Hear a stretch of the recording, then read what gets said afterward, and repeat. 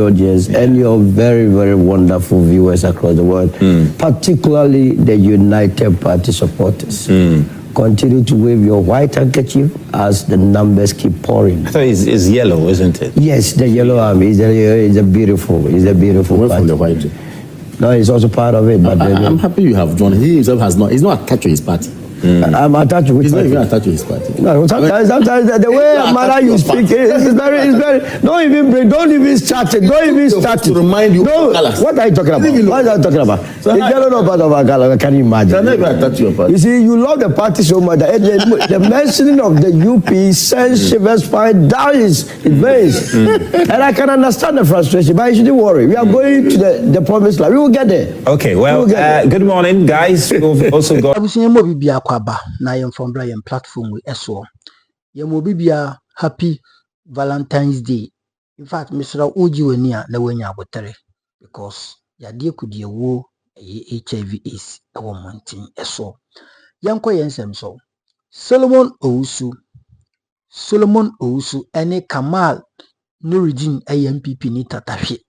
I think so, a former MP ene owura yefe no one MP NDC moka ne sen member of parliament o mako clash ewo Joy Prime na won so mo show bi o mo ye ni na Galamsey hu sense moka ye ne sen DCB ani sensem bi apiem ayefa Galamsey issues ho ena Solomon Owusu ka je maza nya botre emfa ho ma o ka kire NPP ni no Kamal Nuruden is a papa and far home because NPP for ye can't Galamsey issues who come ha and come when I decode Nubabomo because Niama my krumha.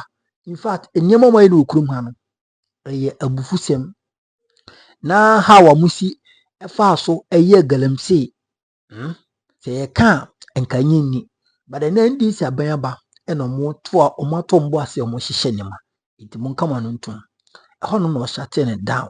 What I say, now the beginning of the program, crowd young deep. So imagine the ABCO program, a mumesro, so but two boss in the way number. They will see this particular video and I say this interview and I say this program no a very hot cake. Abusia for Mr. and at the 4 Emre into Mr. Chemiodo. Now subscribe to my channel. No, say we subscribe. We be here pass or subscribe. That means so while like this particular video. Ebeboa Mr. like farmer me what you say like video no farmer me na share na foforo enye bi hwe yenko ensem no eso na yenko TV na yakoba ebeto aso ediamo e platform yankopon kan na onhira papa Audience and your very, very wonderful viewers across the world, particularly the United Party supporters. Continue to wave your white handkerchief as the numbers keep pouring. I thought it's yellow, isn't it? Yes, the yellow army is a beautiful from the white. No, it's also part of it. But I'm happy you have joined. He himself has not. He's not attached to his party. I'm attached to He's not even attached to his party. No, sometimes the way manner you speak is very. Don't even start it. Don't even start it. To remind you. No, what are you talking about? What are you talking about? It's yellow no part of our color. Can you imagine? Can I even attach to your party? You see, you love the party so much that the mentioning of the UP sends shivers spine down his veins. And I can understand the frustration, but you shouldn't worry. We are going to the promised land. We will get there. Okay, well, good morning, guys. We've also got our studio audience. Guys, good morning. Hope you're well. It's been a very interesting week, hasn't it? Yeah, so many things to discuss, isn't it? Well, good to have you. Good to have you. And Kamal, I wanted to start from the task for Galamsey. You saw excerpts of it, and I'm sure you followed it across all our platforms across of the week. What have you made of it? I mean, at the moment, the minister indicated that a committee has been put together to probe the issue, to speak to the DC who was involved and a few other individuals that were involved in it. Then action will be taken.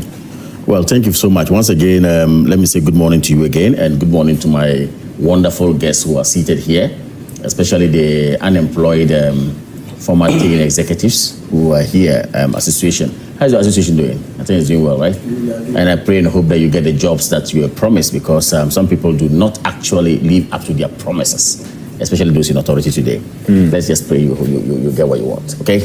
Now, you see, why I say they do not live up to their promises.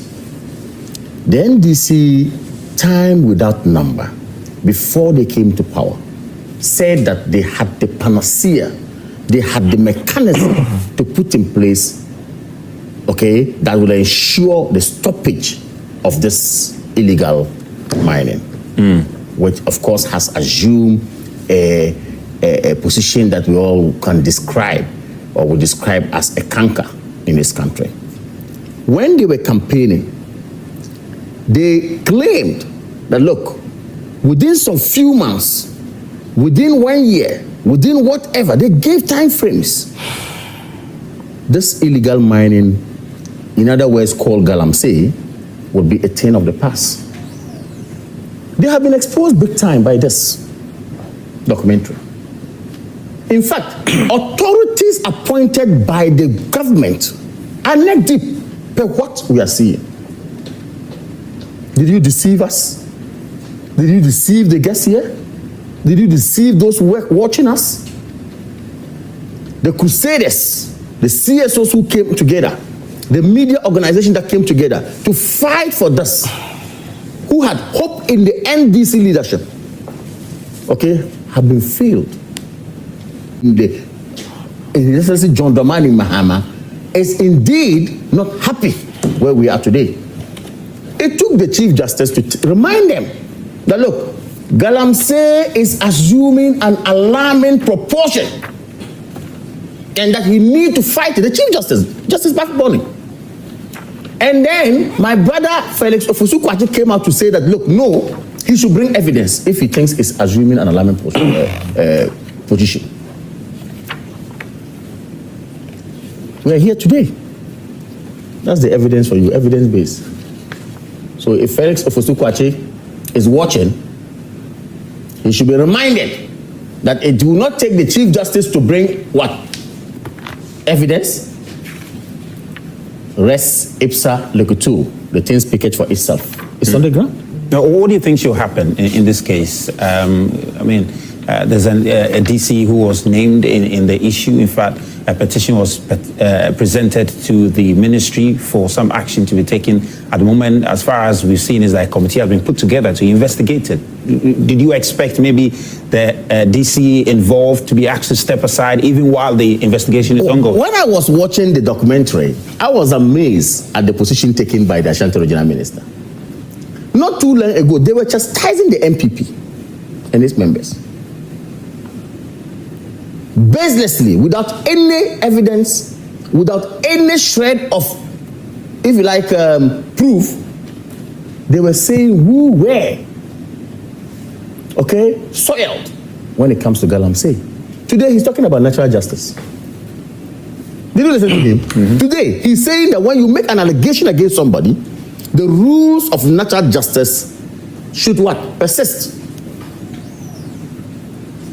When we are saying that, look, if you have told the whole world that you have the wherewithal, you have the power, you have what it takes, you have the intuition, you have the knowledge to stop Galamsey, what we expected from you was to tell the DC or whoever is actually involved to step aside immediately. Why? We're not in this country. When Joy reported, then John Mahama won in 2015. You remember the Chia DC? Just going to a function and saying Chia, he was sacked. Chia. Immediately saying Chia. Today, somebody is alleged to have receipts, granting receipts to excavators. And if you listen to one of the commentaries given, the interview they conducted, he said, look, the only say over to 70,000, 700 million. And your excavator can go and work, whether it's illegal or legal. That is where we have gotten to. People who came to lie to us that they have even stopped importation of what? Excavators. And that they are making sure the excavators are arrested. They are the same people now granting licenses to people to go into the bush and then cause problems environmentally to us. Cocoa farms are being destroyed. Okay? Our water bodies are being destroyed at the expense of the people of Ghana. All right, let me get... And then leaders who are supposed to rise up to the task are telling us that we should resort to natural justice. So when you ask me, my position is that, and our position is that anyone who is involved, if you say yesterday was not good, today equally would not be good. Sack that person immediately and let's see that you are indeed committed to the fight against Galamsey. Well, Solomon, let me get your take on this. So, usually there are certain issues you don't want to play politics with it. And one of such issues is the Galamsey menace, because water does not discriminate as to who is MPP, who is United Party, who is the NDC, who is CPP, and so on. Food poisoning does not discriminate as to who belongs to this party and that party. It is a known fact that the last 32 years, our lives have been destroyed. Our environment has been destroyed by the NPP and the NDC. There is no doubt about that. In fact, we have people who are so unpatriotic. Their only edge for political power is to come and destroy, to make money for themselves. Growing up, we had freedom fighters. People were always saying that we are fighting for the cause of Africa, we are fighting for the cause of Ghana. When last, just cast your mind back, when last within these 32 years did we get people who stood up and said, look, we are fighting for the prosperity of this country? We haven't had some. And I thought that my brother would have been guided by that rather than taking a swipe at the NDC when he himself, his party, are so guilty of the very things that he enumerated. He's so guilty, to the extent that there is an existing report conducted by one of their own, a sector minister for that matter, the head of Interministerial Mining Committee, a professor for that matter. The report is there. The report was submitted to the Chief Justice and transmitted to the President of the land. And what was contained in that report? Look, where we are discussing the Amansia Center, that's where I come from. And I know the story too well. And that is why I'm very surprised at what it is. The very thing this MC is continuing was instituted by his government, the collection. Some of us made noise about it. If you go to the Amansia Center, from the Jacobu to the Ampunya to all those, it has been destroyed. Going and we were drinking stream water from a lot of the water, the Paparama forest, the Koboro forest, that's why it is. Go and read about it. But because of the love for filthy money, process of education, 60,000 hectares equates to about 84,000 football fields. You understand? So why would we continue to, as it were, deceive ourselves as though we are doing anything? Look, when President Mahama took over, he made a statement. I think that if he wants to take the people of this country seriously, he must go by that statement. He said any district that will see Galamsey fester, the MCE there would be sacked. I thought that was the end of this whole saga. Because you see, you cannot have the head of a dissect in an area supervise the destruction of an environment, and you will continue to pay that person. So I disagree 1,000% with the regional minister, and he must not go on that tangent to be making that statement that there has to be a case made against the person, natural justice. Who is not talking about natural justice? And the natural justice is what is before you. So at best, the man has to be interdicted based on the evidence available on tape, and at the end of the day, if the investigation that you are talking about, if the videos were doctored, interdiction does not mean sack. It means just hold on, there is an issue about you that we need to investigate. Because the man is on tape. He has admitted to certain unknowingly. So what else are you saying that somebody must come and report? That is the reality of the day. Get him interdicted. Now beyond that, we must also get the police commander and all those that are involved in the national security at the district level. All of them must be interdicted. All of them. Look. Everyone who is part of the dissect must be interdicted. Because that means the reason why we appoint DCs, the president is one person. He cannot be throughout the country. He appoints people to represent them. that DC together with his commanders are the ones in charge of the district. So how can you be in charge of a district and this thing is going on and you continue to draw salaries from the state? They must be sacked immediately or interdicted immediately until conclusions are the investigations are concluded. If they are not culpable, then you reinstate them. But this business of we go there, we know where the Galamsey sites are. We know those that are doing this Galamsey. And mind you, between the Amansie Central and the Obuasi area, they are creating more or less a terrorist zone. That was the zone that they chased the EPA director. Professor, what's the name? Professor Kuche. They didn't even consider her as a woman. At the point she was reporting to your reporters that look, somebody in Accra was giving her direction that don't use the Obuasi-Kumasi road, use the Dungwa road to escape danger. How did the person get that information? But the local people, the national security men on the ground could not help her.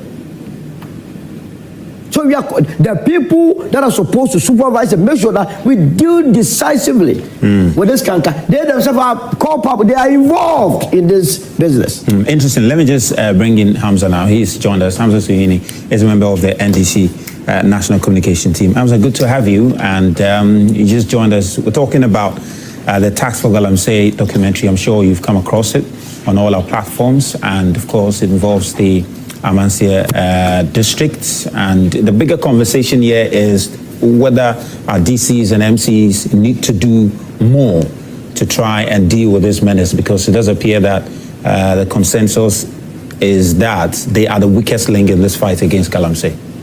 Good morning to you, Ms. Wa, and good morning to my colleagues in the studio, as well as comrades who are joining us from the audience today. There are patriots as well, not just comrades. Yeah, whether patriots or they are all friends. Comrades simply means so friends and colleagues. You know, comrades are patriots as well. Who are the comrades? Who are the patriots? Exactly. Okay, so comrades. I'll give you the definition after the program.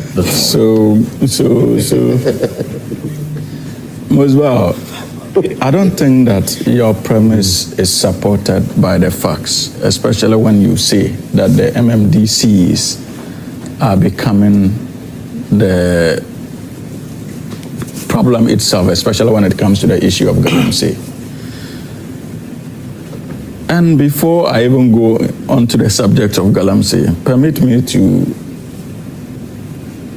make references to what my brother said, especially when he was introducing the audience, where he said that some of them are unemployed. I think one of the reasons why the NPP got defeated by huge margins, unprecedented in the last election, was simply because of his own inability to create jobs for his own people. If you remember, in that election, many, a dozen former TESCON executives came against the government because of the deceit that you guys championed for 8 good years, and all what you were known for had to do with your ability to fill your own pockets. Today, even your finance minister, who was supposed to be instrumental in that job creation process, is out of the country and is unwilling to subject himself to the lawful authorities of this country, considering the havoc he did to people like them, the youth of this country.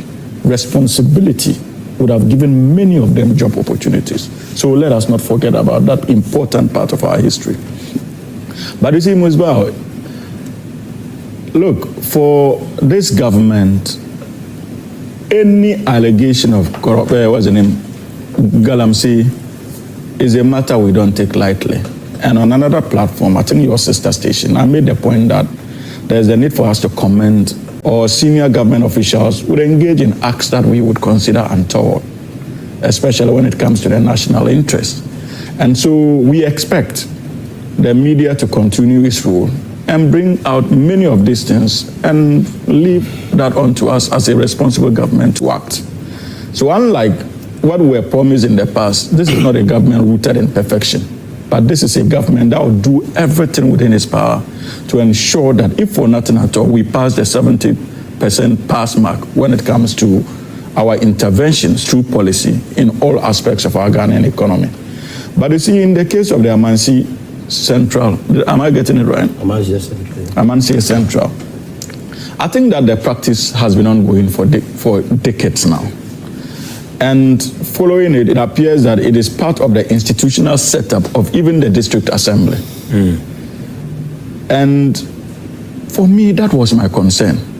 Because the taxes that the DC is collecting is not going into his personal pocket. Clearly, it is going into the Assembly's coffers. So the NDC appointed DC can be forgiven to continue that tradition of taxing many of these vehicles to go on to do Galamsey. And that was the aspect I wanted the Joy FM investigations to recover, whether indeed the monies were actually going onto the District Assembly's fund or being used privately by the MCE and staff of that particular assembly. It is important for us to know, but I know as a matter of fact that based on the little checks that I have done, it goes into their internally generated funds for onward disbursement to do programs within the District Assembly, and it didn't start under this government. Yeah, but the difficulty, but the difficulty is that I think that the DCE or MCE ought to have known better as far as the position of this government is concerned. And even if he had discovered something to that effect, that was more or less being given official backing, the responsible thing he ought to have done in line with government's agenda against illegal mining was to bring that to the attention of either his regional dean, because I understand the MMDCs have regional deans, or his regional minister, or even the local government ministry, to ascertain whether or not this is a practice that they will be allowed to do. And so for me, to the extent that he failed to do so, ignorance is no excuse under the law. And like the government has indicated when you presented your petition, that it will investigate. If they investigate and they realize that his only crime was ignorance, I don't think that he needs to be excused still. Because myself and you, if we are caught on the wrong side of the law, our excuse cannot be that we didn't know. And so he ought to have known better, especially as an appointee. Because if you are taking tax from somebody who is not licensed to do the thing, you cannot give the excuse that there is a history of taking taxes from these people. You are taking tax from illegal individuals. No, you are still not getting the angle I'm coming from. I think on another platform, there are documentary evidence of same taxes. It didn't start today. Yeah, so that's why I've told you. So that's the point I'm making. That's the point. That's why I've told you that your point is not necessary at this stage, because I proceeded to tell you that possibly he's continuing that tradition. And I made the point that the fact that he fails to appreciate and even report that you made that statement is enough grounds for him to be sanctioned. Yeah, because my wonder is why, in the first place, the assembly, because I'm sure the individuals he's working with, some of them, I'm not sure if they've done a complete reshuffle of the assembly staff. No, it is exactly mostly the DC. Exactly. The DC. So what that means is that you have the system taking tax from people who are engaged in illegality. that is where the problem is. So even if you take the DC away from it, there's a system at the assembly which appears to be references to the tradition. It appears to be the tradition of that particular district assembly. And I'm saying that if I'm appointed as MMDC, as a district chief executive or municipal chief executive or metropolitan chief executive, and I go to continue such a culture under a government that promised to deal with Galamsey decisively, I think that I ought to be dealt with. My excuse cannot be that this was a tradition that was in place and I came to meet. I was not taken there to continue the tradition. I was taken there to implement the objectives of the government that appointed me there and to ensure that I reset that sector. And so if your number one priority as an appointee of this government, if you are taken to any institution, if your number one priority is not a reset, then there's a problem. Because if you do your own internal checks and audits, look at your handing over notes, you ought to know where needed to be reset. So if you failed to appreciate that as a government appointee, it is a source of concern. What about I can assure you that this government will not take that lightly. Let me just get your reaction to this. What about the concern that he should be made to step aside while the investigation, or interdicted while the investigation gets underway? I don't disagree with those calls, you see, and that is the beauty of the National Democratic Congress, in all honesty. It is only in the NDC that you see spokespersons of the party or government in power associating with such cause. That if a government appointee is caught on the wrong side of the law, and Ghanaians feel that it is important for him to step aside in the time being for investigations to be carried on, why not? After all, the power belongs to the Ghanaian people. It doesn't belong to the National Democratic Congress. It doesn't belong to the United Party. It doesn't belong to the New Patriotic Party. It is not our power. It is a responsibility loaned onto us. And so if the Ghanaian people feel so strongly that one way to deal with this matter is to get the DCE to step aside for investigations to continue, I will back that forcefully. And I'm pretty much convinced that there are so many people in this government who would back it. But you see, Ms. Bao, you see in my presentation today, I resisted the temptation to do the politics my brother did.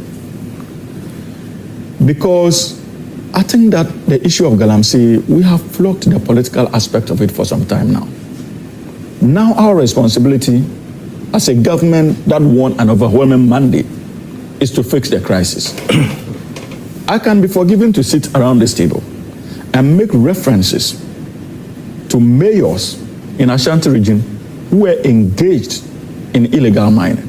In the eastern region, MMDCs who were engaged even to the level of the presidency, the chief of staff's office, known party functionaries in the past who were neck deep in the issue of illegal mining. This NDC government, like I indicated, is not perfect, but the story of what we witnessed under the NPP in the 8 years that they were given cannot in any way be compared to this issue of the Amansie Central DC. All right, great. Especially when it is a continuation. So I acknowledge that this is a canker we need to deal with decisively. And I am pretty much convinced, I have absolute confidence in my president, your president, His Excellency John Dramani Mahama. What is his interest in mining? What is President Mahama's interest in mining? Now, will you call on the president to, if you had your way, would you advise the president to interdict him while the investigation is ongoing? Absolutely not, maybe, because absolutely not. No, I said that we respect the views of the Ghanaian people. I won't do that because I'm a lawyer, for goodness sake. I know how the law works. And I know how the power of interdiction is used in this country and under circumstances in which it is exercised. But the president has the political authority to go and implement the directives of the Ghanaian people. But I will not oppose a call for the man to be interdicted. Okay, let me just get some brief thoughts so that we can... In as much as we all on this table seek to speak against this menace or this illegal event which seeks to destroy our environment, in as much as we all agree that we speak against it. And we all also think that there should be political decisions taken to that effect. But I've always maintained that leadership is everything. Why? Didn't the NPP promise to fight Galamsey? They did.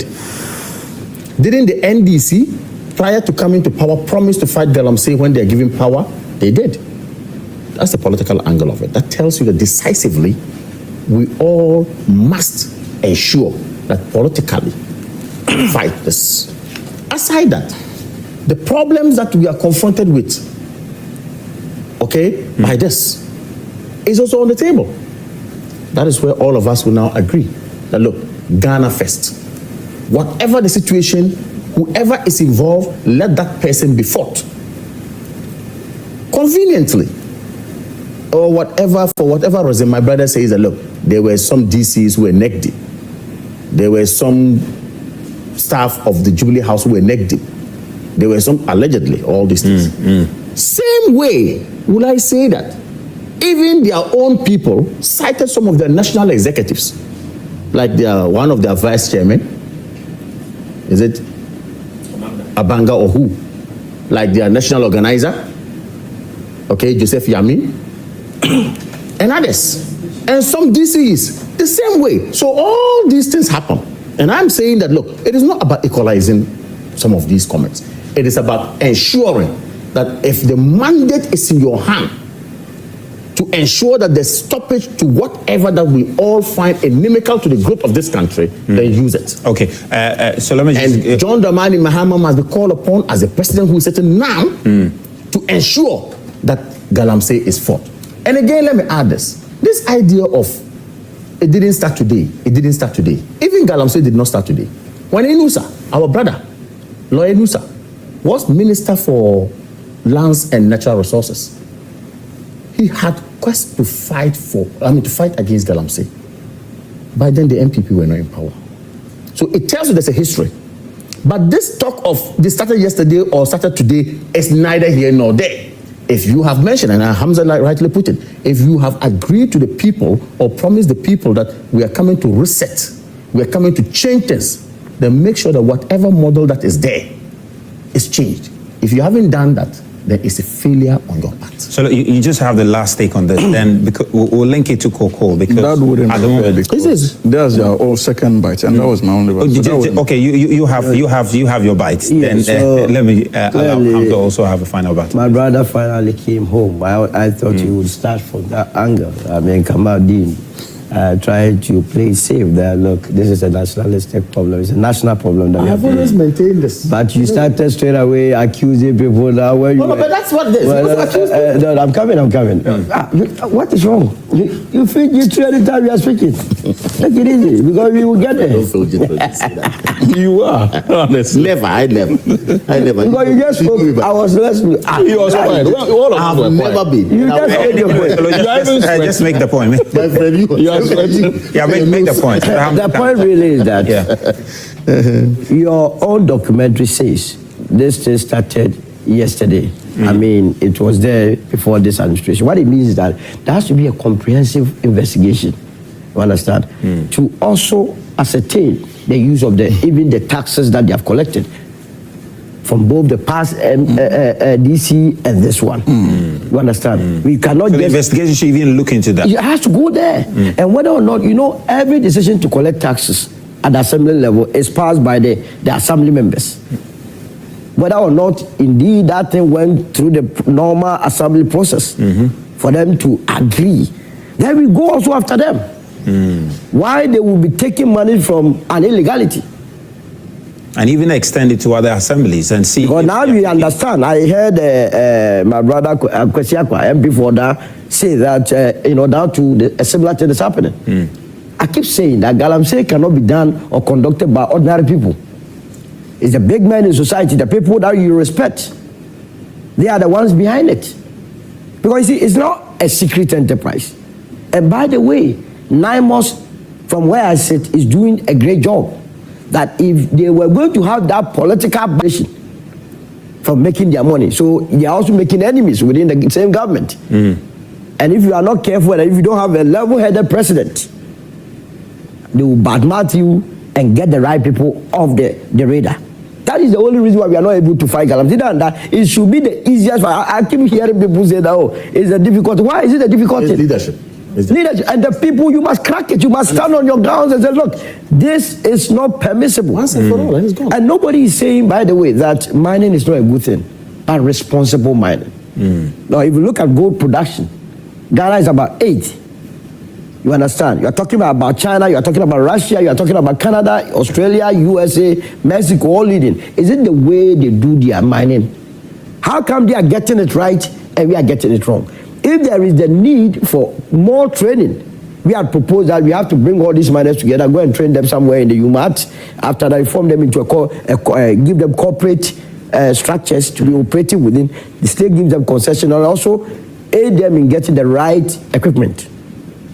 So once they are structured, you can even take your taxes from them. Just like the Anglo goes and that does also not mean that the big mining companies are also not doing illegal mining. Sometimes we leave them and bash. Once we are dealing with our own, we must also begin to go after the so-called big ones. They are also doing illegal mining in this country. I'm telling you, let your cameras begin to go there. And you see that they are even worse off. But because our people They are so close to us, and they do things anyhow. When these people, they will commit the offense, the big ones, and then back it with some law. But our people, they commit offense without any backing. So let's look at it that way. All right, let me bring Hamza in. Hamza, I mean, yes, I understand. Okay, just before we come to Hamza, let me just get to the audience briefly. Let's get about 2 thoughts on this one, then Hamza will have the final take on this. Okay, we'll start with you. Yeah. A very good morning to our viewers at home. With this issue of Galamsey, it didn't start today.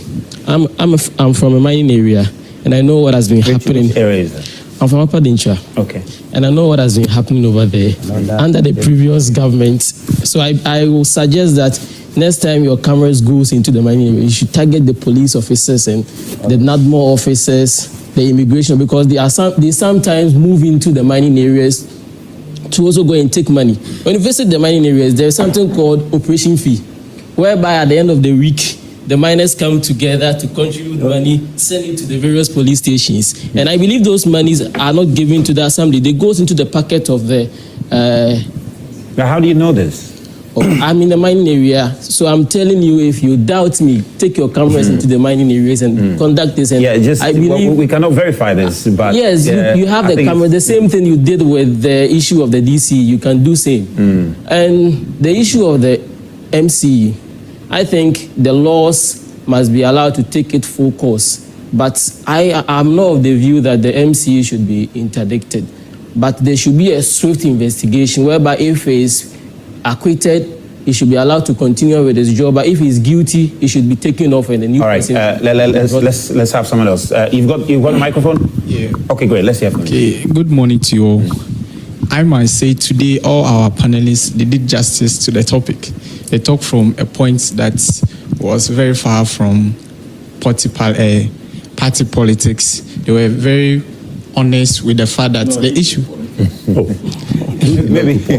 They were very honest with the fact that the issue we have at hand is not for just a political party to solve, but it's a national issue.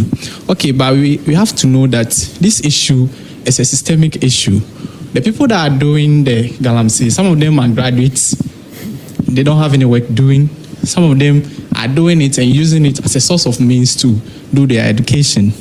So what I'm trying to say is we shouldn't just look at just stopping Galamsey, but let's look at the issues that generate or leads to these Galamseys becoming more and more. When we are able to solve this issue, then we're going to solve Galamsey become a less issue for us, because when you're able to solve the systemic problems that will lead to the Galamsey becoming a canker in the country, it becomes less a fight for us to go ahead with. Okay, great. Let's have that. Yeah, Ms. Brown, thank you. I think the NDC won power through Galamsey. In fact, the demonstrations and everything that happened in this country, also the demonstrations, several demonstrations on the street against Galamsey, it helped the NDC to win power. And for now, I don't believe in it happening during the previous government, so it's happening now, the equality. No, the president came out with the research that in there to do. And that the fact that it was happening under the NPP, the money is going on to the IGF of the district assemblies, shouldn't be entertained by an NDC appointee sent there to pursue the president's agenda of reset. And that is one unique thing about the National Democratic Congress. We don't protect our own when they are found guilty. We don't clear them like we used to witness by heart, especially when it comes to the Galamsey fight.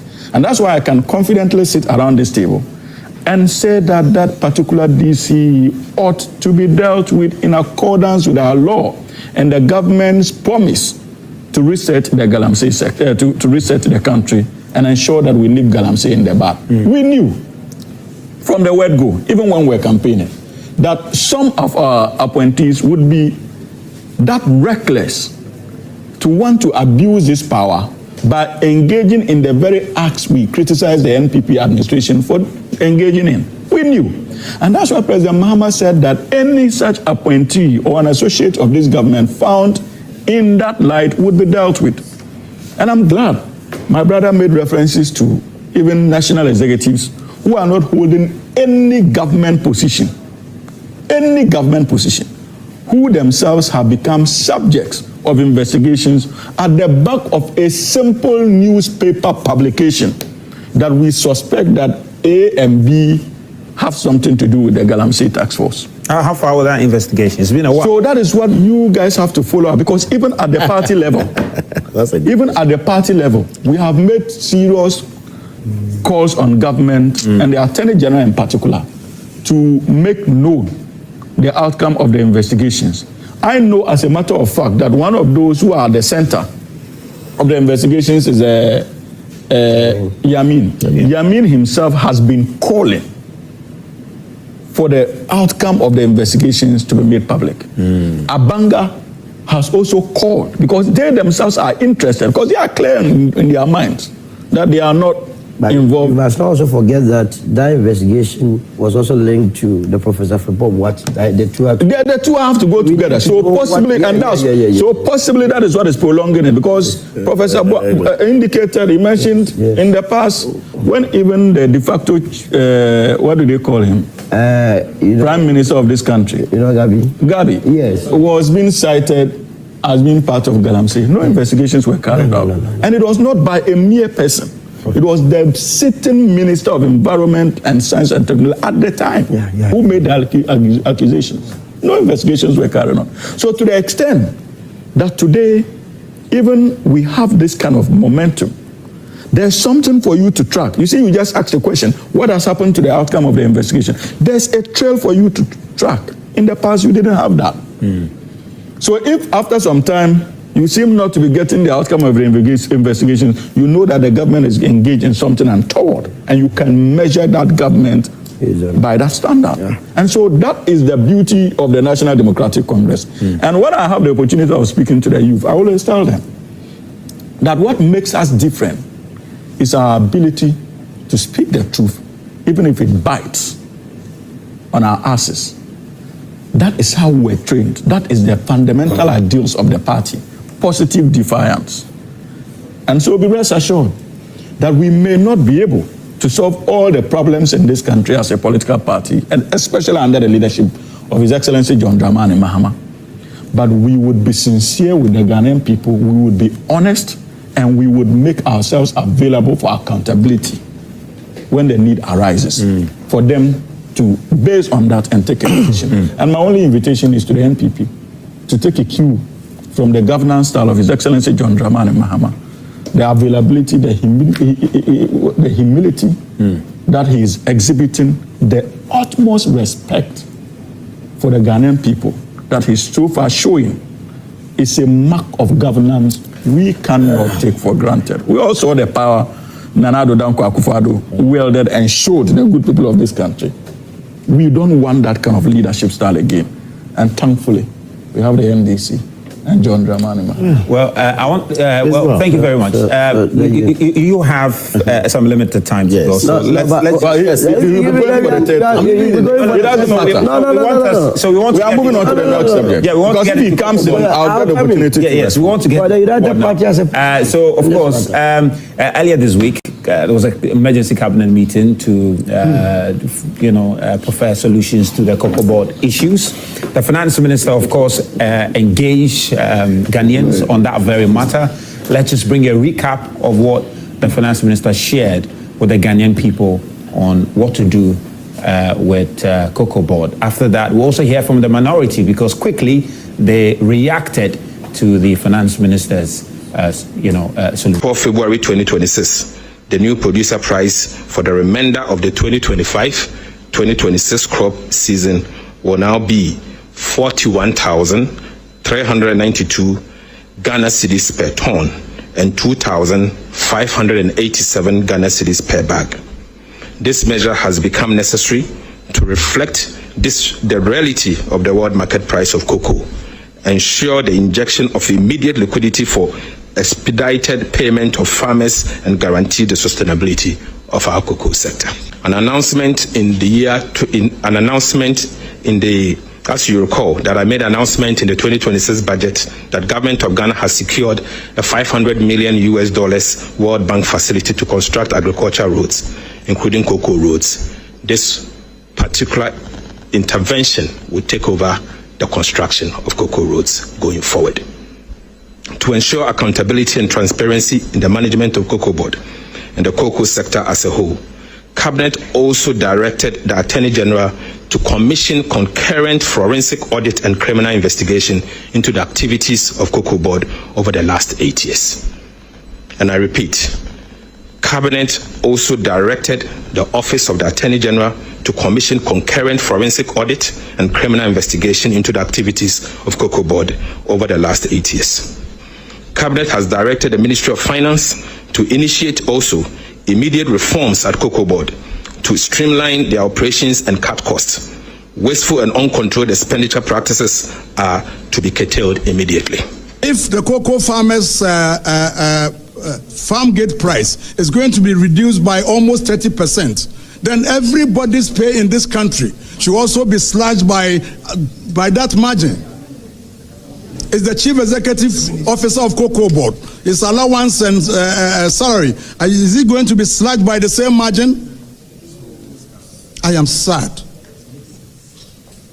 Today is a sad country for everybody. And I think the president should come again. Cocoa farmers deserve better. All of this has come about because of the reset that Cocoa Board did. And that is why, respectfully, we ask the president to relieve the Cocoa Board CEO of his responsibilities at this point in time. Number two, we are asking the government that in previous times when cocoa prices fell and the government absorbed the shock and protected the cocoa farmer, the NDC government should absorb the cost of what they have done and protect the cocoa farmer and restore at least the 3,625 that they promised. This 2,800 or so that they are promising is totally unacceptable. Already we are receiving messages from cocoa farmers who say that if this is what is going to happen, they are going to demonstrate in a number of these. And if they do, we in this caucus, we will join them on the streets to do this demonstration. As a result of that, so that's the minority, and of course, lastly, heard from Kojo Ponkroma speaking there. It's been a very thorny issue in the last few days, this very matter. I'm going to start with Kamaldeen. He has, in fact, hinted that he needs to leave early, so we'll get his thoughts on it, then we can excuse him. Kamal, I mean, all over the media airwaves, your party functionaries have been very hard on government. In fact, the big one is the fact that they're calling for the head of the Cocoa Board CEO, citing that he, in quotes, has been mismanaging the sector, and that has resulted in the issues that we are facing now. But he has also been explaining, and one of the key things that we saw from that is that you left him with a debt of in excess of 34 billion Ghana cedis, and that's a huge one that has, crippled the industry and many other issues, and why they have had to come up with some of these reforms to deal with the sector. As well, we are in the second year of this government. I'm trying to remind Ghanaians. And of course, I remember also on the 13th of December, 2015, thereabout, at the inauguration of Assemblies of God's Revival Center.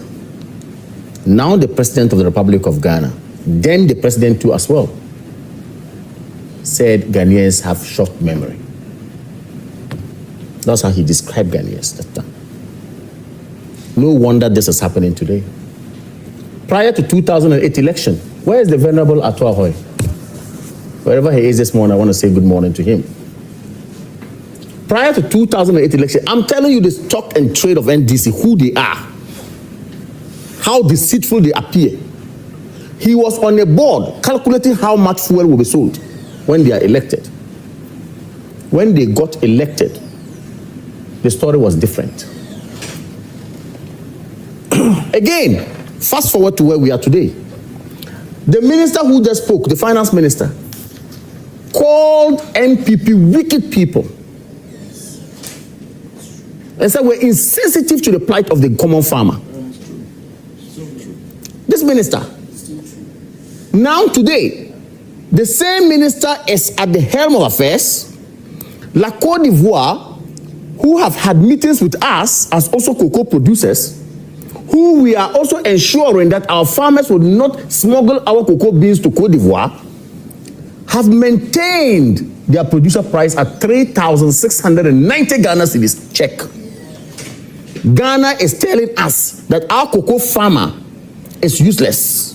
Our cocoa farmer needs nothing. Our cocoa farmers' children don't need better issue. So therefore, 1,000 Ghana cedis is taken from their what they're supposed to earn. That's how wicked this government is. That's how callous they are. That's how insensitive Atu Forson and his team are to the common cocoa farmer.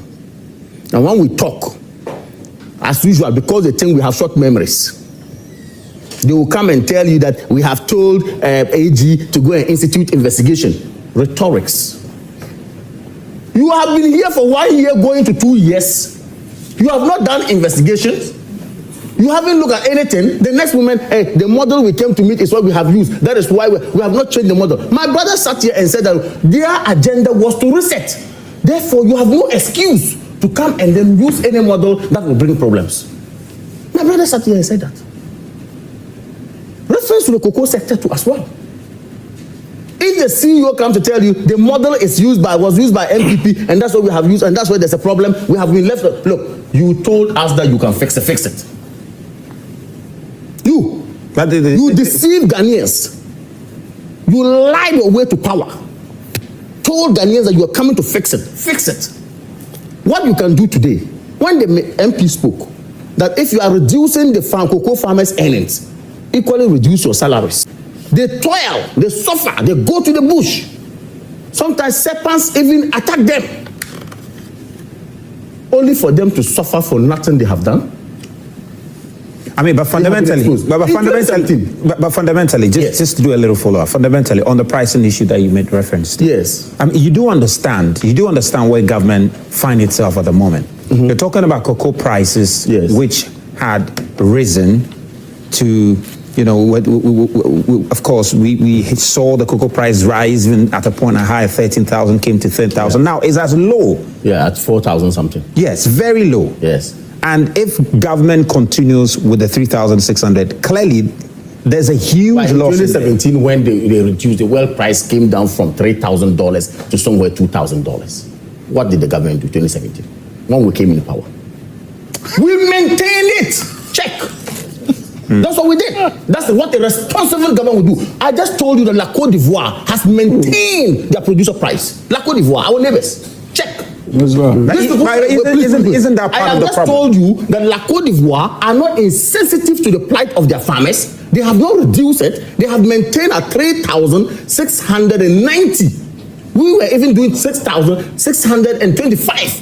You have reduced it by 1,000 to let the farmers suffer. La Côte d'Ivoire here, where you have joint meetings with them, have maintained it. Why can't you do same? But isn't that the problem? Isn't that the problem? What's the problem? You know, you came in 2017 and decided to maintain the price. You are led by deceitful people who deceive you. That's what happened. And decided to maintain the price. Why are you fighting on this? No, I'm just going to just keep quiet and listen. Let's go ahead. Let's go ahead. Yeah, I'm just saying that isn't that the problem?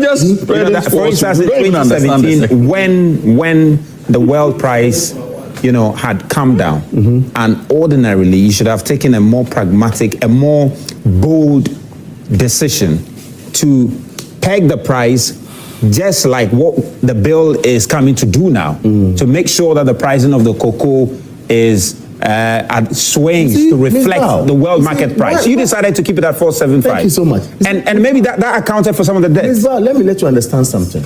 How it works is that projections controlled by what happens or occurrences in the world market would not recklessly come and tell you that I will give you 6,000 cedis.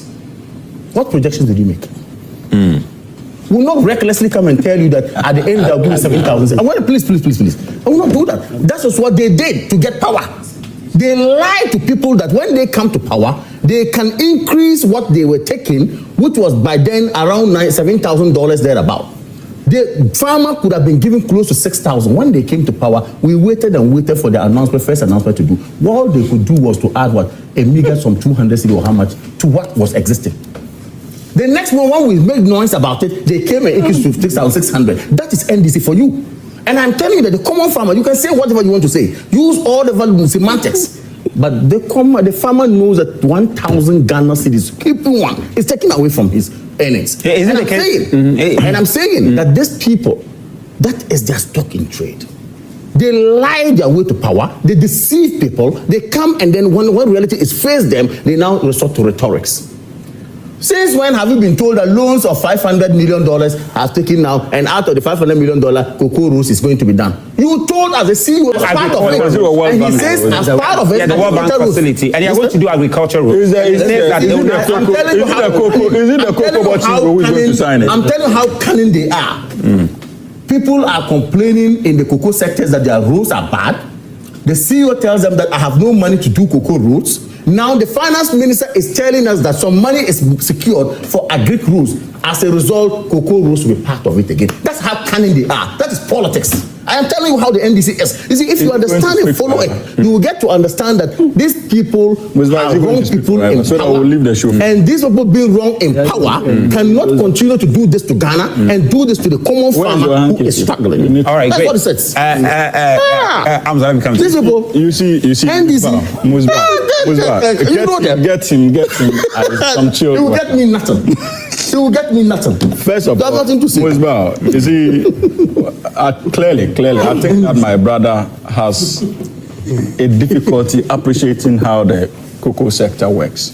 And I can understand the frustration. How it works. Please, Just make your submission and stop telling me that you are telling me how it works. I think you have the farmer wants his money. When you were speaking, that's what you have to do. I am telling you what the farmer needs to do. Stop this. Let him make his point. That's this rate, I don't think you believe in very soon. So stay with us. I'm going to start. My time is I'm going to start by exposing the misconceptions that he has churned out. First of all, he asked an interesting question. That in 2017, when the world prices came down, they did not reduce prices of cocoa. And so why are we reducing? My simple answer to him is that in 2017, syndicated loan was still active and present. And the meaning of the syndication meant that you were hedging the sales of your cocoa. So you forward sales. So even if prices come down, the cocoa season, when you announce the prices, because of the syndication, you are already taking the money from the buyers. So as a result of the syndication, no, he needs to sit down and listen to this. So, and we need to expose him. He doesn't have any program anyway. He's running away. He said he's been invited on Metro TV. So, but let me make this point. So if he had an understanding of the process, he would have come to appreciate that syndication was active in 2017. And so you needed not to reduce prices even if international prices were coming down because you were hedging. And hedging simply means that whether international prices are going up or down, you maintain at the same price you sold your cocoa the previous year. Yeah. And so if he had a better understanding of the cocoa sector, he wouldn't have been asking the same question. When they took away syndication in 2024, you were in this country when they sent out their RFPs, requests for proposals from the commercial banks. And because Cocoa Board had become comatose, they had run it down. Remember, in 2016, when His Excellency President Mahama was handing over power to them, Cocoa Board had a positive equity of 1.8 billion Ghana cedis. Meaning that in paying all its liabilities, Cocoa Board still had in excess of about 1.8 billion capital or money that was available to it. But by 2024, when they left office, Cocoa Board had a negative equity of about 3.4 billion. That is the difference here. And remember that it was the same year, between 2024, that Cocoa Board had to rely on Ministry of Finance to borrow $70 million US. And in the midst of that, through the domestic debt exchange program, Cocoa Board also then told the Minister of Finance that they were unable to pay the cocoa bonds that Ghanaians had subscribed to. By these actions, Cocoa Board was invariably telling the international partners that the organization had become comatose and not financially viable. And that's why when they attempted to do the syndication in 2024, they could not get the banks to express interest, and they made a U-turn and said that this year they have decided as a matter of policy not to do syndication. They were forced to abandon syndication and adopted a process where they were simply paying spot prices for the cocoa. So the buyers will pre-finance, send the money down, Cocoa Board will buy and send to them at the prevailing prices. Yeah. And mind you, there was also another important factor, and that had to do with the road over contracts. That at the time was going for $2,600 per ton. But because of Cocoa Board's inability to supply in that season, supply all the 333,000 or so metric tons of cocoa, we had to roll it over onto the 2023-2024 cocoa season. What that meant was that, and at that time it was 2,600 per ton. So what that meant was that Cocoa Board had to, in the next cocoa season, had to take more than half of our cocoa produced to sell it at a price of $2,600 to pay the liabilities of the previous year, when the international market prices was in the region of about $13,000 per ton. So Ghana was losing in excess of about $10,000 because of the recklessness of his own party and government. Again, under them, road contracts that were signed under the cocoa routes amounted to about 25 billion. A liability that this government inherited. So they had run Cocoa Board down. And people are forgetting. Between 2023 to 2024, your sister station hosted the president of the Licensed Buyers Association, one Kwesi Adimado, if I got the name right. He indicated to you that for 9 months in 2023, cocoa farmers were not paid. Under Nanado Dankwa Akufo-Addo and Dr. Mahmoud Bawumia. Is this the case under this government? It's only been 3 months. It's only been 3 months. And yet, government respects the sector to the extent that it had to move in to hold an emergency cabinet session in an attempt to deal with the crisis of the sector. Because we understand the implications of the cocoa industry to the economy of this country. And we have proceeded to issue out directives, which includes, amongst others, that cocoa farmers need to be paid immediately. And because the current system is not working, another directive has been given for the implementation of the new cocoa bill, presentation of the new cocoa bill to Parliament for onward passage after deliberations, so that at least we can have in place an automatic adjustment formula. Since we are no longer doing syndication, when you go to the international market and the prices increase, Ghana has the opportunity to also increase its prices. It's just like what happens to the fuel prices. Absolutely.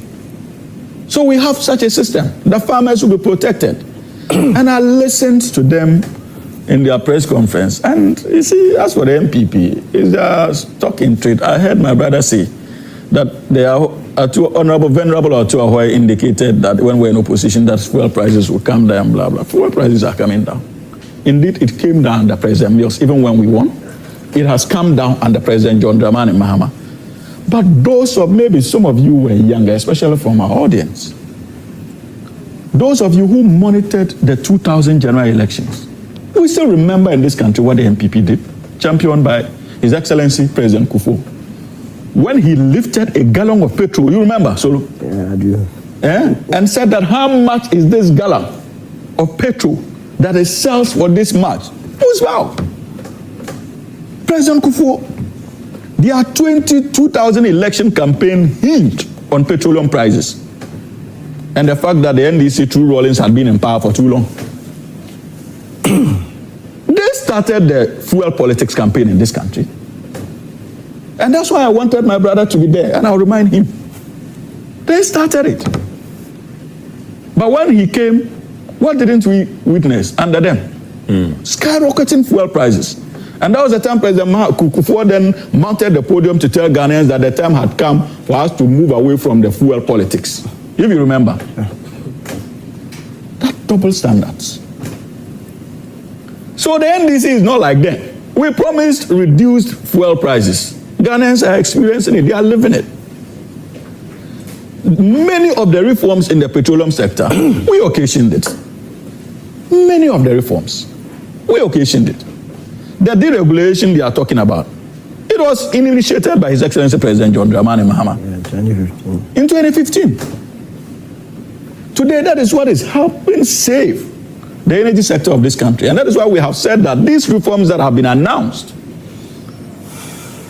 will begin to reposition the cocoa industry again. Because remember that as a result of this policy, Ghana would now have the opportunity to retain about 50% of cocoa beans for local processing, in line with the NDC's government's promise to establish local industries. I think about 3 or 4 agro-processing industries this year alone.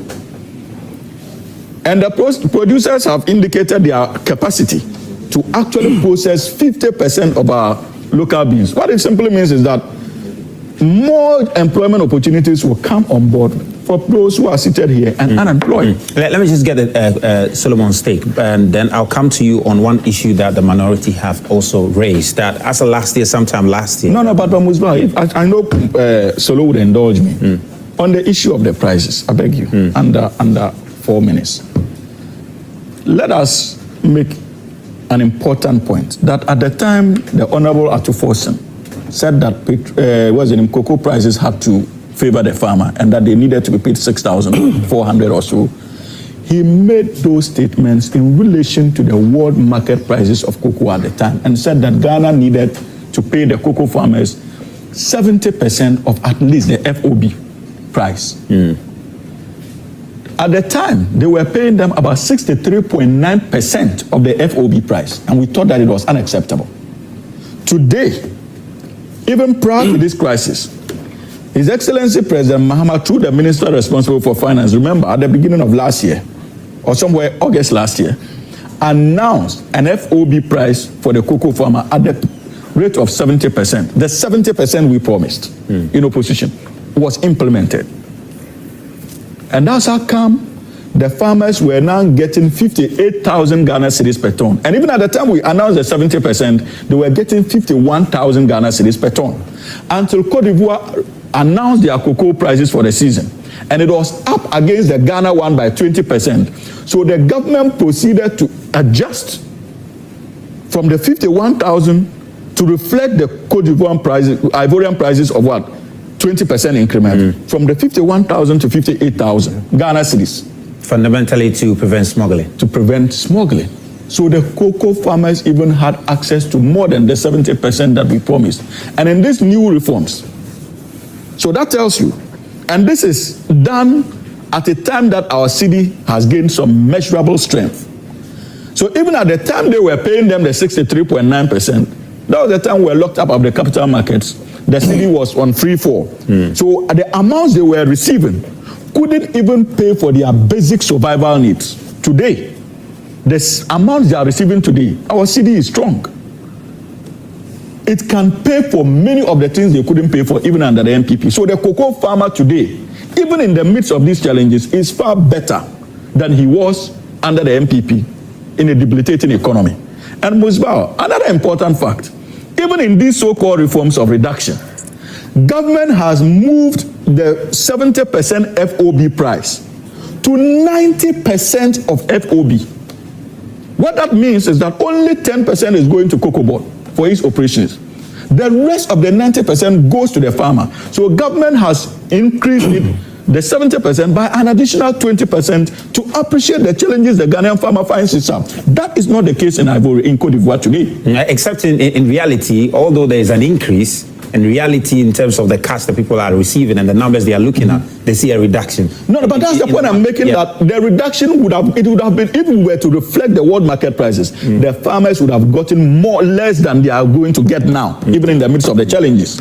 Because it has moved from 70% that they would have been earning from the FOB to 90%. Yeah, and you understand what do you call it? The concern there that they moved it to 90% to try and accommodate the farmers, but in terms of real cash value, the farmers have seen 1,600 reduction in their money. But I mean, the bigger conversation here is, over the years, there's always been the politics of Cocoa Board. You know, the politics of cocoa every now and then. All right. The politics of Cocoa Board every now and then. And some say to a very large extent that has accounted for some of the challenges we are having now. And I'll come to you guys very shortly to get your thoughts on this. I'm sure a lot of you have some thoughts to share on this. So you rightly captured the problem. I mean, the politics that we've been doing with the critical sector like the cocoa sector is what has brought us to where Yeah, and this is not an issue. You can't give what you don't have. Can you pay what you don't have? I mean, when we deregulated the petroleum sector, we should have gone ahead to deregulate the cocoa sector as well.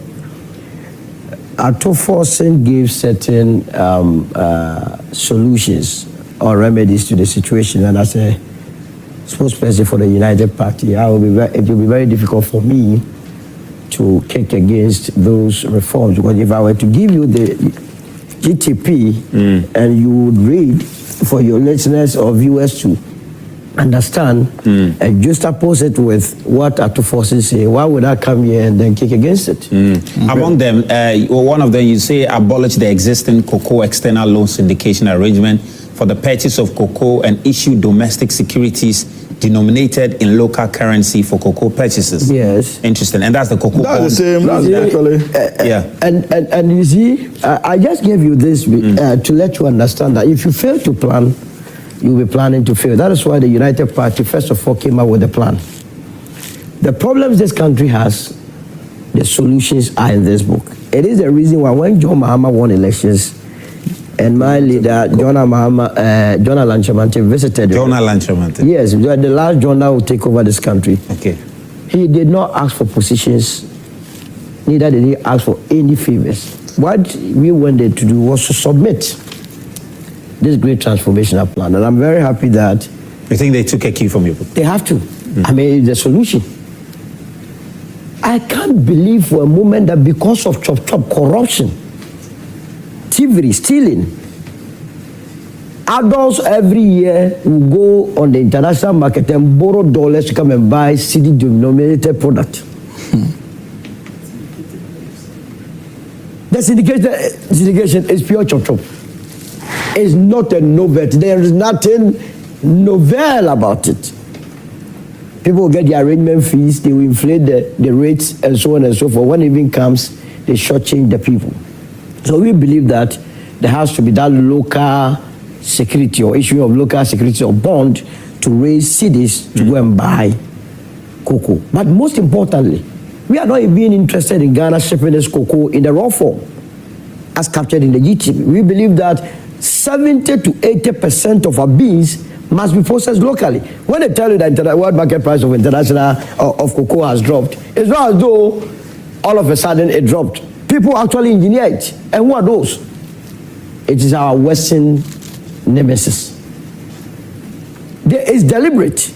So if they see that you are processing your cocoa, how would they be there engineering the prices?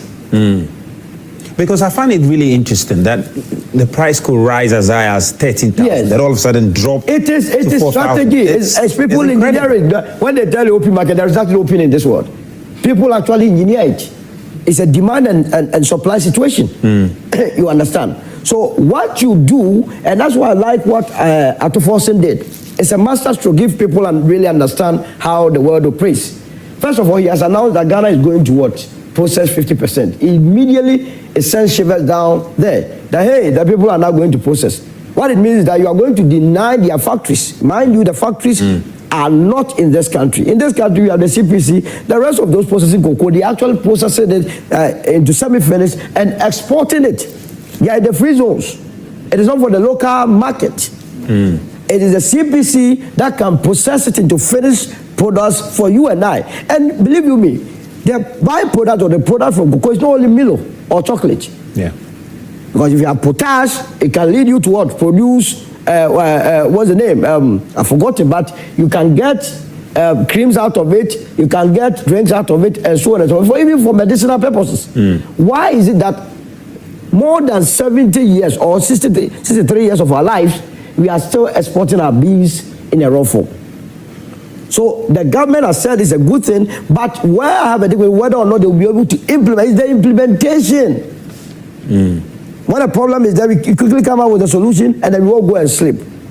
So I believe that the finance minister, together with this administration, must push forward for the processing of, at least for starters, 50%. Now the next thing they are saying is that they are not more going to go for. In fact, the finance minister did indicate that the backlog that we failed to sell or export. It's a good thing that is for the local market. It's a good thing. And going forward, 50%. You see, we started our politics with, like you were saying, petrol, in fact, Kako. Really? Yeah, we started with that. And with time, all these things will be getting out of our way. I don't believe in there is cooperation after competition. We have a nation to govern, not politics always. The solutions that will take off our youth from the streets and get them the jobs. So I have to be part of the solution. As for the politics who come, as for the campaign, we will beat the National Democratic Congress with superior policies come 2028. So I'm not interested in these trivialities, but the way forward.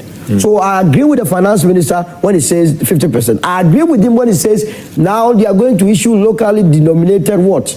Securities or bonds to buy our cocoa. Perfect. I also agree with him when he says that they want to free the balance sheet of Cocoa Board so that it can start as a healthy company. All these are captured in the Great Transformational Plan. What I am disappointed in the NDC administration is how they were able to sit back for a whole year when they know there has been criminality at Cocoa Board. Only to be told right now that you are now going to conduct forensic audit. What forensic audit do you need when you were told that $350 million was contracted to rehabilitate 156,000 hectares of cocoa land? The money is finished only for what forensic audit do you need again? But now people must be answering questions with the national Yoko and other places. And it's the same people who are organizing the press conference because they have seen your weaknesses. I have told this administration that if you want to cover up for the previous administration, it will come back to haunt you. It will come back to haunt you. Again, I agree with their strategy that they are now going to put in place a pricing mechanism. It's very important. So that, you see, and they think, politicians today must understand that the cocoa farmer you knew 10 years ago is not the same cocoa farmer today. Today we have professors, we have engineers, and so on, all engaged in cocoa farming. And so they know what pertains in the international market. That this morning, it has even reduced, dropped further. It is now hovering around $3,700. And we are not doing the forwards again. And I don't even believe in the forwards. Because if we are not doing the forwards, it has its challenges. When you do the forwards, when the prices go up, you can't take advantage of it. Just like happened in 2023, 2024, when we could not supply 7,000 tons, which equates to almost $900 million. That money should have been sitting even in the account. We don't know the whereabouts of that money. But when it went up and you had to do a rollover, just like Hamza was saying, whereas the world market was selling at 13,000, because we could not supply the previous contract at so we cannot take advantage of the increase. Take advantage of it. But similarly, last year around, I think last year they were about, the price has also shot to about 10,000. Yes, that's 10,000. I understand there was some hedging. We had an opportunity to even do forward sales of the cocoa beans, which have now not even been sold. Even the 2026-27 cocoa beans, we could have done a forward sale, taking advantage of the 10,000 that happened last year. You know, because now it's reduced to 3,700. Yeah, but you had a deficit to cover. You had a contract that you could not, as it were, deal with. So that difference, the rollover, you needed to still supply your vendor. And that's why we couldn't take advantage of that. But going forward, the emphasis must be on processing the beans locally. We must stop this business of always shipping everything in a raw form. And this must also send signal, especially in the gold sector, that now that the gold prices are high, we could also be facing the same problem. So immediately we must begin opening more processing plants so that we process our gold into semi-finished. I think we started. Yes, we have started. But it has to increase. But guess what? You see, the value of cocoa in the world market is about 150 billion. Ghana, from the time we started cocoa farming and cocoa business, we have not made more than 2 billion from the industry. So you ask yourself, together with Cote d'Ivoire, we are unable to make more than 6 billion. Who are the countries making the most from it? It's those that are not farming. How are they able to do that? You understand? Meanwhile, you need only $5 million to put up a huge cocoa processing plant. Divide $97 million that we have used to dig a hole by $5 million. Sometimes you have to expose the levels of ineptitude. How people are wicked to the people of this country. 97 million divided by 5 million. Baseball, computer doesn't lie. We could have put in place 19 big capacity cocoa processing companies that could process the beans in this country. All right, let me just hear from our audience briefly, then I'll come to you. I'm sure Hamza has got some final thoughts on this. Then I want us to have just a quick bite on the vote buying issue and whether the way forward will look like, especially following NDC's position on what happened at the Ayawaso primary. A few comments on Facebook, however. This one says Abdullah Abdul Razak says President Mahama promised to end Galamsey in 4 months. But what has been the result? He asks. The Galamsey activities have worsened under this his stewardship. Fact remains, President Mahama doesn't have the political will to end Galamsey in the country. Kwame Mawuli Benjamin says, as for fuel price reduction, it is world market price that led to it. But as for cocoa price cuts, it is Mahama who is responsible, not world price effect. Prosper Rashid says, all his agenda is about the clueless and incompetent NDC government. Okay, great. Well, we'll try and get some more comment also on WhatsApp. Okay, we have to start with you again. Okay, let's start with someone who hasn't spoken. Okay, the guy in white, the gentleman in the middle there. You, yeah. No, so, okay. Yeah. So let's start with him. Okay, great. Thank you very much. Thank you very much. Oh, the lady also. Okay. Everybody will speak. All right. We'll hear from the lady. Thank you very much for this opportunity. Yeah. Over the weekend, I've listened to Dennis Abuaji Miracle's press conference. I've listened to him interview the cocoa farmers and everything that he has said. And I think that the lesson the NPP hasn't learned in opposition is that they still think Ghanaians are fools. But mind you, the Ghanaian farmer, as Mr. Owusu rightly said, the cocoa farmer that we knew some time ago is no longer the cocoa farmer that exists today. Because today's cocoa farmer are using AI, today's cocoa farmer are very well discerning, and so they are on top of issues. So I called my father, who is a cocoa farmer in the Volta region, Harvard to be specific, and I asked him about what he thinks about these things. And he gave me a very simple explanation. He said that cocoa prices are highly influenced by the world market prices. And so when the world market price increase, it is just expected that the local price will also increase. And when the world market price decreases or falls, the local price will also fall. And so I don't get the whole point that the NPP is pointing out, but I thought that the NPP would have pointed out and claimed responsibility for the crisis that they left in the cocoa sector. When you stated that they left us in a debt of almost 32.9 billion Ghana cedis, right? The syndicated loans, how they collapsed it, how they left cocoa road contracts overhaul. And I have a list of some other things that they also did, if you permit me to just highlight. Yeah, just do that briefly so that I can hear how the cocoa lost market gains about $2,600, how the syndicated loans collapsed, how there was a massive supply default, over 333,000 tons of cocoa were left and not delivered, how they spent $48 million on the importation of jute sacks and chemicals that have been left in at the port. So these are issues that we must face. And trust me, now that we are doing a reset, President John Dramani Mahama has come out with something clear that what now we are going to process our own cocoa because the local producers have expressed interest. Great. Let's hear from it. I'm sure the lady wants to have a bite. That was here this morning. So is the lady ready to speak? Oh, great. Thank you so much. Let him speak. Then I'll come to you. Yeah. You have your thing. Just ready.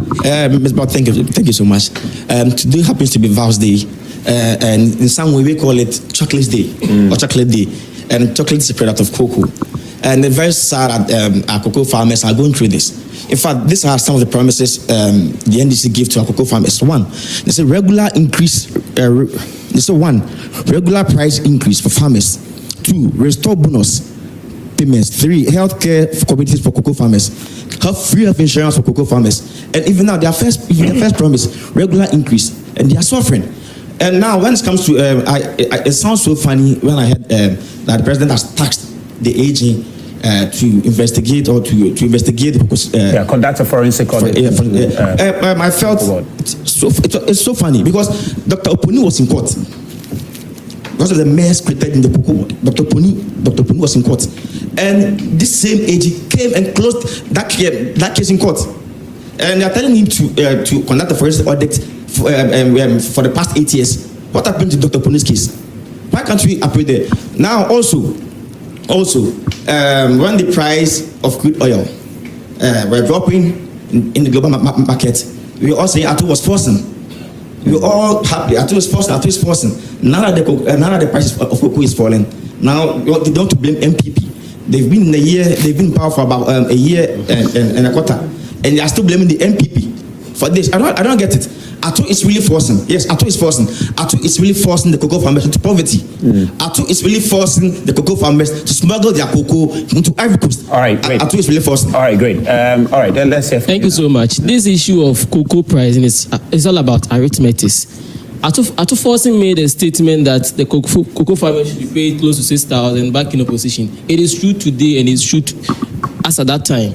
Because as at then, the price of a bag of cocoa was sold at 10,000 Ghana, a ton.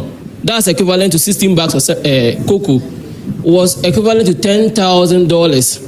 When you convert it into cedis, a bag of cocoa as at then was 9,300 cedis, and the government was giving cocoa farmers 3,100, which means the government was taking 2/3 of the amount we are generating from a bag of cocoa.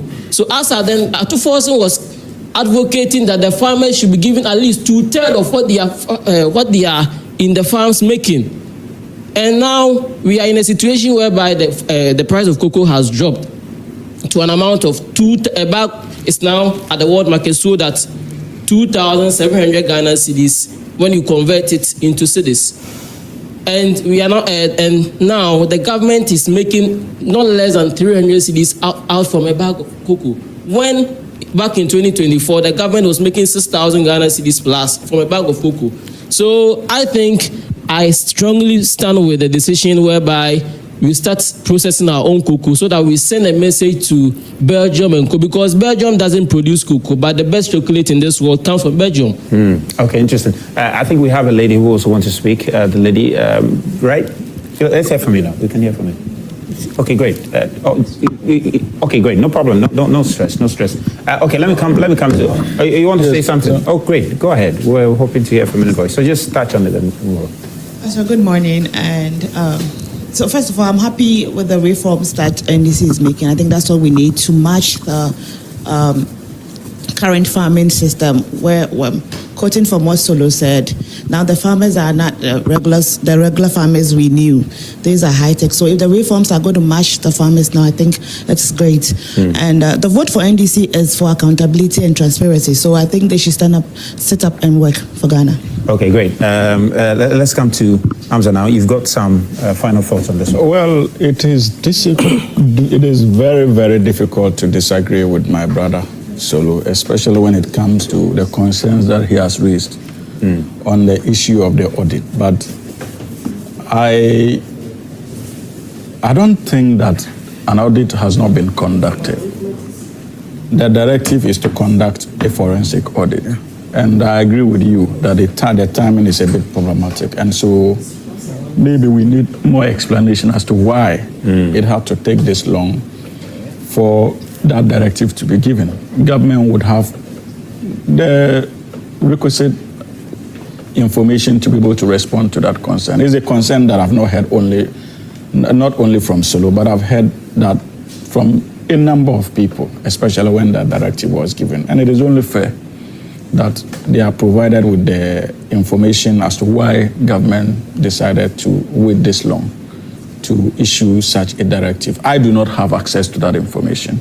I think in the case of the National Service... No, I'm making references in relation to Cocoa Board. Yeah, I'm just making the point that in the case of National Service Authority, an audit was conducted, and based on what was found in the audit, then they proceeded to do a forensic audit to try and get more information. So maybe, yes, I'm just thinking maybe that's what informed. Yes. So maybe, but the timing of the directive, regardless, even if an audit was done, and now we have come out with a directive at the time that the cocoa sector is going through problems. Naturally, people like him would be justified to ask the questions that he's asking. Why this time ought to have been done earlier. And so, yes, possibly there's an explanation as to why it had to be this time. And sometimes, if the information is available, it is only proper that we make it public. And I can assure you that I will try as much as possible to link up with those I know would have access to that information and attempt to provide the information to you and the general public who are interested. But on the issue of the cocoa prices, he's done justice to it and the needed reforms. And I agree with him that those plans are part of the manifesto, or what you call the plan of the United Party.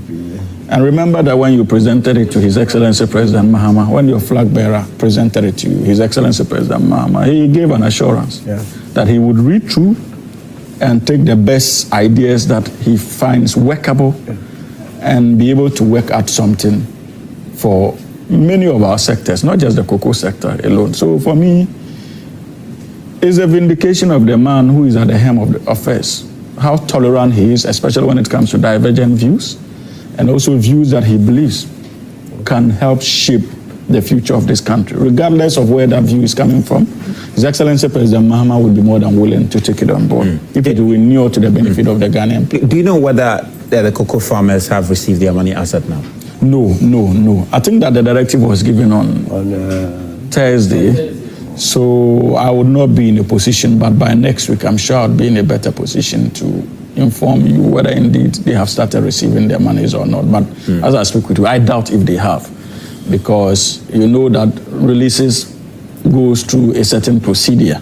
And so that procedure has to be followed for releases to be made to the cocoa board, and cocoa board in turn would make releases to the cocoa farmers. But as for the usual politics associated with it, the NPP can be forgiven to still continue to engage in that politics. The NDC has gone past that arena of politics.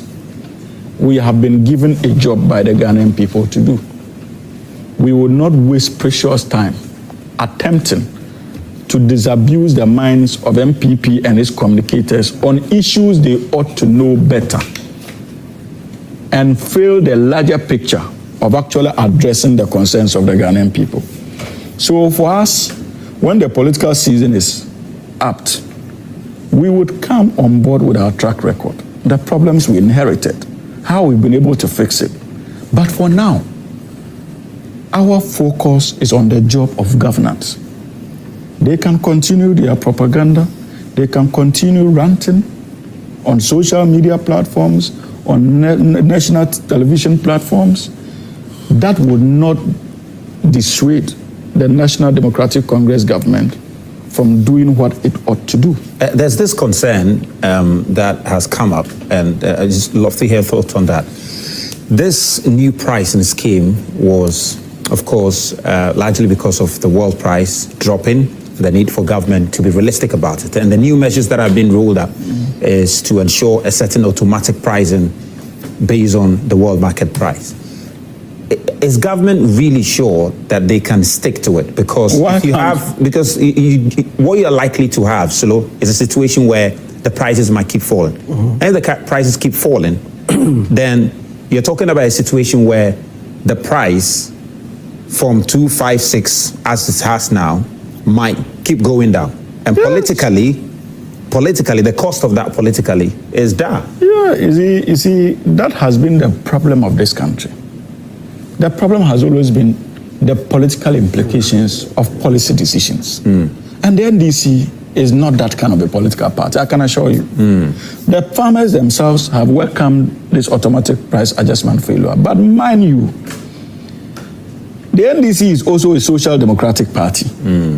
So if the prices gets to a stage that becomes worrying and has the tendency of affecting the yields for the next year, the NDC will not resist the temptation to throw out subsidies in the cocoa sector. Remember, that was the situation we had in the petroleum industry before we went for the partial deregulation, where even in subsidies to cushion consumers. So I foresee a situation where that is possible, that is practicable. But however, like NPA is doing now, by setting the price floor, I foresee in the future, Cocoa Board being mandated to also set a price floor.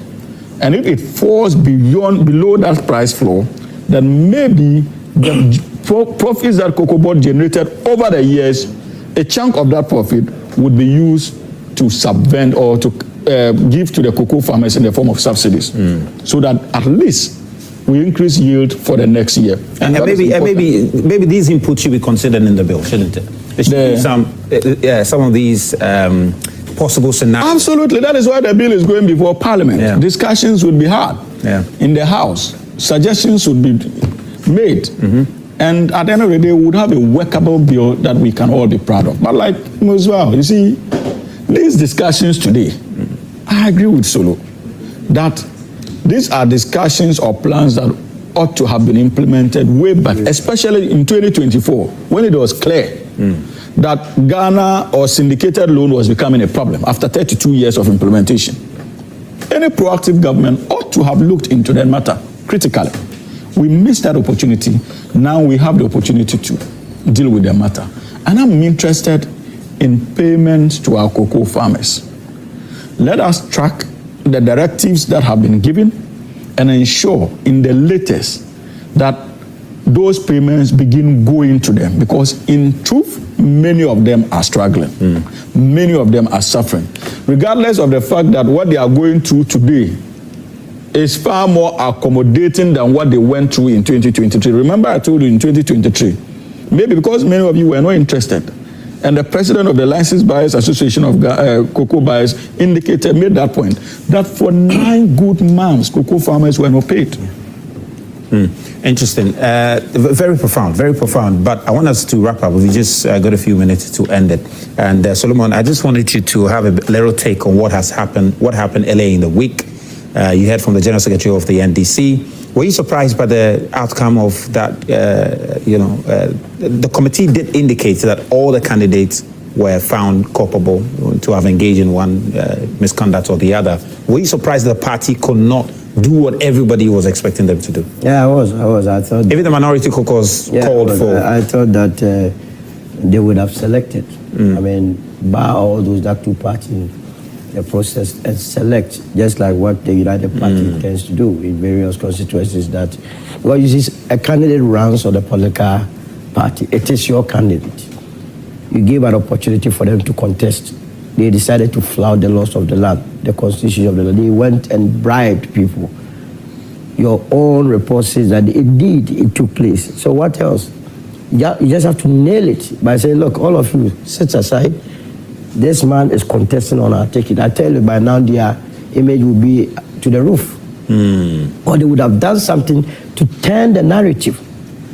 But as it is, believe you me, people are in various positions amassing wealth to go and depose those who are currently occupying various seats. And you deal with such issues by sending a strong signal.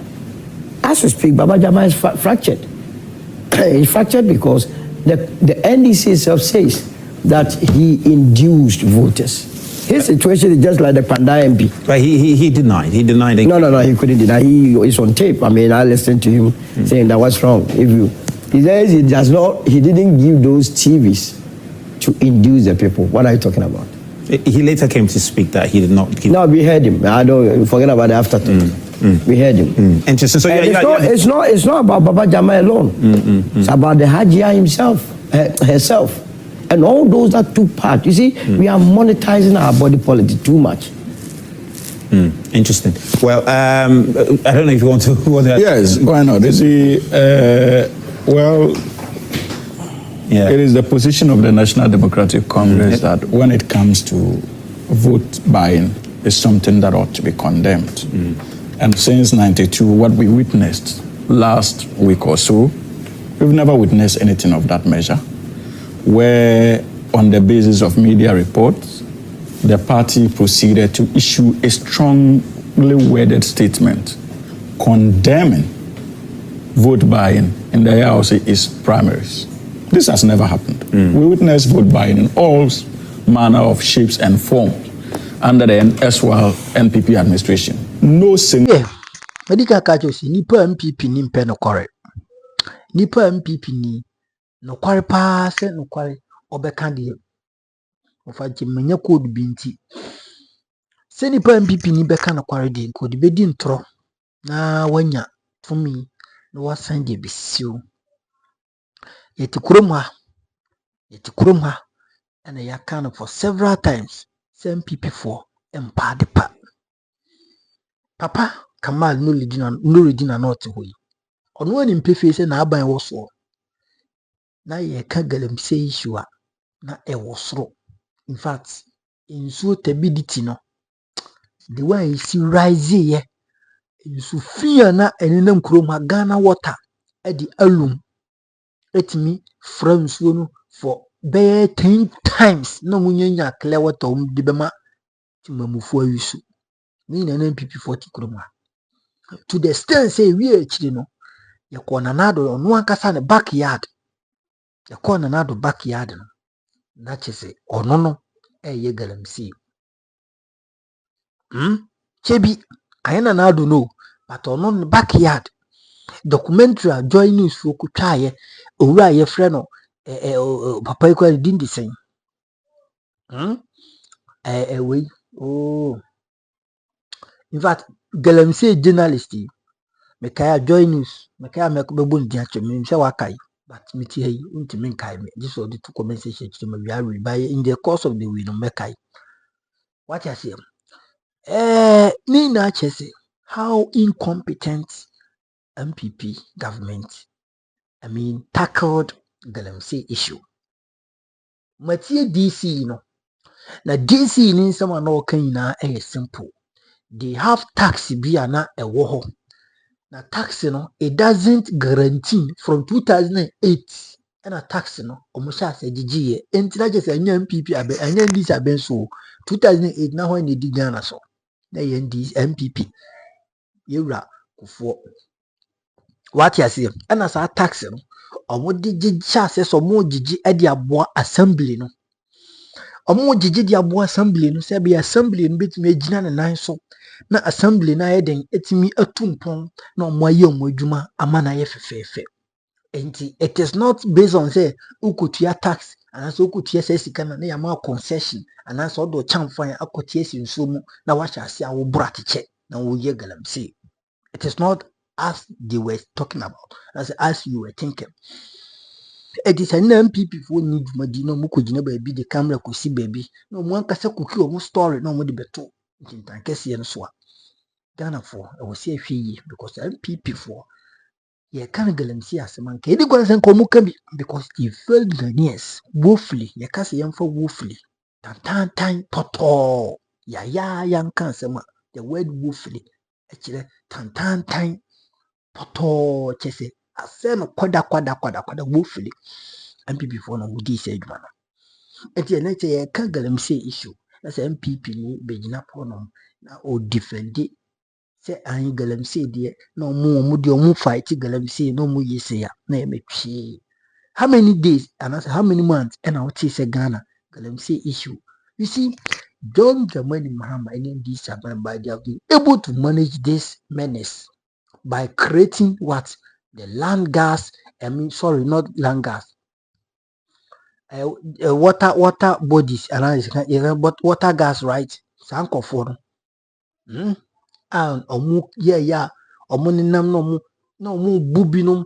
You see, ni nechino na John Mahama air resource air fund because pese Ghana insu ejina nenaso. It is all MPP ni na who we na ukotine be still na defend this Momo party fight Galamsey. It doesn't make any sense. And we can all attest to that fact. Say these are they are working and they are working to its satisfaction. So we are praying say go. I'm creating content. I'll call you. What you say, won't forget, won't forget me. What you say. So that is it. It's your mom pie. Na abari wo yo ntimi gino mo na so no mo nya de papa na ntimi koyeni na koko issues no so ye kan MPP for na mo be say koko have been saying this for countless time because koko board mo ba mbe manipulate niama na mo yi opuni na mo yesi a whole lot of things ene ase ye wi na mo be claim say anyo mo nka ho ene mo be claim say mo nka ho enti ha na say no aboa kokoni ohun so atifi na oba anafo bibisa nso na NPP fo ya kyerɛ wadwen comment section ni yakopon hyiraw makraw bye bye